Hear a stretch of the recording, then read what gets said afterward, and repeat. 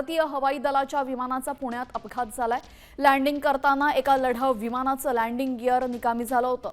दरम्यान विमानातील सर्वजण सुरक्षित असल्याची माहिती आहे। मात्र अपघातामुळे पुणे धावपट्टी काही काळासाठी बंद होती। धावपट्टी मोकळी करण्याचं काम युद्धपातळीवर सुरू करण्यात आलं असून आता धावपट्टीचं काम पूर्ण झाल्याचं समजतंय। मात्र यामुळे 85 विमानांचं उड्डाण रखडलं, ज्यामुळे प्रवाशांचा मोठा गोंधळ आणि गर्दी विमानतळावर बघायला मिळते। पुणे विमानतळावर हवाई दलाच्या एका विमानाचा अपघात झाल्याने विमान वाहतूक पूर्णपणे विस्कळीत झाली। या घटनेमुळे इंडिगोची 85, एअर इंडियाची 6 आणि एअर इंडिया एक्सप्रेसची 10 आणि स्पाइस जेटची 5 विमानं रद्द करण्यात आली आहेत। तसंच खबरदारीचा उपाय म्हणून अनेक उड्डाणं स्थगित करण्यात आली आहेत। धावपट्टीवरील या अडथळ्यामुळे प्रवाशांचे प्रचंड हाल होत आहेत। आपल्यासोबत आमचे प्रतिनिधी सागर आव्हाड जोडले गेलेले आहेत। सागर, पुण्यामधली ही अत्यंत धक्कादायक घटना, हा अपघात झाला। अपघातानंतर धावपट्टी मोकळं करण्याचं काम सुरू आहे, मात्र विमान सेवा ठप्प झाली आहे। प्रवाशांचा खोळंबा होतोय, संताप होतोय। काय अधिकची माहिती? आपण घटनास्थळी आहात। नक्की आपण जर पाहिलं तर विमान सेवा जी आहे ती पूर्ण ठप्प करण्यात आलेली आहे आणि प्रवासी जे आहेत ते सध्या एअरपोर्टवरती आलेले आहेत। त्यांना थांबायला लागतंय, मनस्ताप जो आहे तो सहन करावा लागतोय। कधी सांगण्यात आलं तुम्हाला आणि कधी तुम्ही आलेलो? मुख्य म्हणजे मला कुठलंही नोटिफिकेशन आलं नाही, जे यायला पाहिजे होतं। माझं तिकीट क्वांटस ऑस्ट्रेलियाचं आहे, ना क्वांटसने ना इंडिगोने मला कोणी नाही पाठवलं। मला इथे आल्यावर कळलं की असं असं झालं आहे आणि मग ते सगळं सॉर्ट आउट करायला मला इथे कॉलवर खूप 1-2 तास थांबायला लागलं, तेव्हा ते सॉर्ट आउट झालं।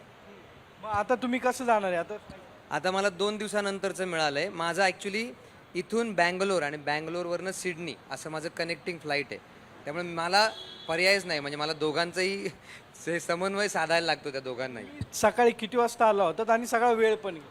सकाळी आम्ही 7:30ला पोहोचलो आहे, आता 9:30 वाजलेत आणि आम्ही फुरसुंगीला राहतो, सो 1 तासभर आम्हाला प्रवास करून आम्ही आलो। आपण जर पाहिलं तर बरेच लोक जे आहेत ते रात्रीपासूनच थांबलेले, अजूनही काही नोटिफिकेशन जे आहे ते प्रवाशांना दिले आलेले नाहीत। इथे आता आमच्याबरोबर रांगेमध्ये काल रात्रीपासून फ्लाईट कॅन्सल होऊन रात्रभर थांबून आता परत त्यांना रात्री उद्याची तिकीटं मिळालेली आहेत।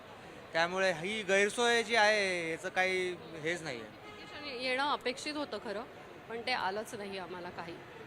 मनस्ताप पण सहन करा प्रचंड, कारण आम्ही पहाटे 4 पासून आम्ही त्याचा फॉलोअप घेतोय, त्यामुळे आम्हाला फारच त्याचा मनस्ताप झाला। खरं तर काहीतरी नोटिफिकेशन येणं अपेक्षित होतं। कुठं जायचं? माझं सेम फ्लाईट होतं, पुणे टू बेंगलोर आणि बेंगलोर टू सिडनी।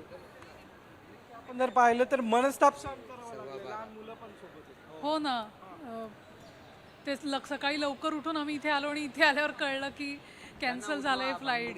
तर आपण पाहतोय कशा पद्धतीने विमान सेवा ठप्प झाल्यामुळे प्रवाशांचा खोळंबा होतोय। आमचे प्रतिनिधी सागर आव्हाड तिथे उपस्थित आहेत आणि प्रवाशांकडनं त्यांनी तिथली माहिती आणि प्रवाशांना होणारा त्रास जाणून घेतला। धन्यवाद सागर, आपण दिलेल्या सविस्तर माहितीबद्दल।